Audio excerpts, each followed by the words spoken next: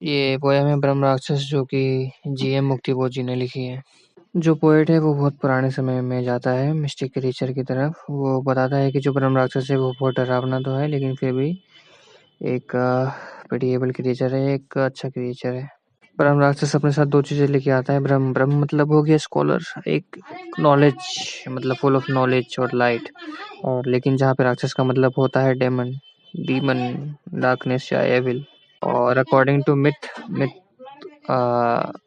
ऐसा मतलब कहा जाता है या मैं ऐसा है कि जो ब्राह्मण होते हैं वो उनको हम नॉलेज का भंडारा समझते हैं कि अगर एक ब्राह्मण ये सब चीज़ें करने से फेल हो जाता है तो उसकी मृत्यु के बाद वो एक ब्रह्म राक्षस बन जाता है। तो ब्रह्म राक्षस एक राक्षस जैसा ही क्रिएचर होगा डेफिनेटली।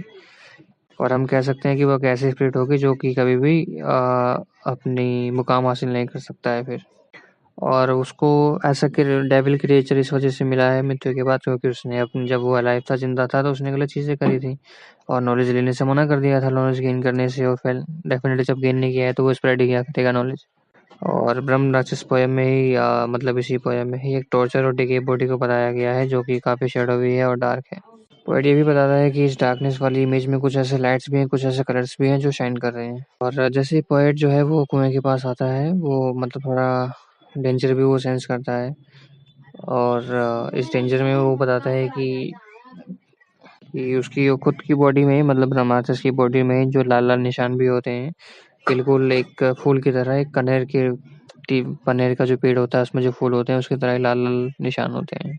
और हम देखते हैं कि ब्रह्म राक्षस जो है जो मंत्र जाप करता रहता है ताकि वो अपने आप को इस बॉडी से मुक्त करा सके, इस राक्षस वाली देह से अपने आप को मुक्त करा सके। लेकिन जो उसने काम किया था गलत वो तो अभी भी फॉलो कर रहे हैं उसको, तभी तो उसको ये सिटी मिला है। और जहाँ पे वो रहता है इस कुएं में वहाँ पे दिन और रात की लगातार रोशनी पड़ती रहती है। पर स्टिल ब्रह्म राक्षस अपने आप को हायर समझता है तो जैसे स्टिल उसमें भी अभी भी डेमन वाली प्राइड है। और इस वजह से उसे लगता है कि जो सन है, मून है, स्काई है वो सब उसकी तरफ हवा कर रहे हैं, मतलब उसकी तरफ आ रहे हैं क्योंकि उन्होंने उसकी सुप्रीमेसी को स्वीकार कर लिया है। इसकी वजह से वो और ज़्यादा डबल एनर्जाइज हो जाता है और ज़्यादा खुश हो जाता है। तो ब्रह्म के पास कोई और ऐसा ह्यूमन तो है नहीं जो उसकी बातें सुनेगा या कोई पार्टनर तो है नहीं उसका। तो इस वजह से वहाँ पे एक टेगा ट्री है और जो पेड़ पौधे हैं वही उसकी वहाँ पे कंपेनियन है जो बातें सुन रहे हैं उसकी। और यहीं पे ये पोयम एंड हो जाती है।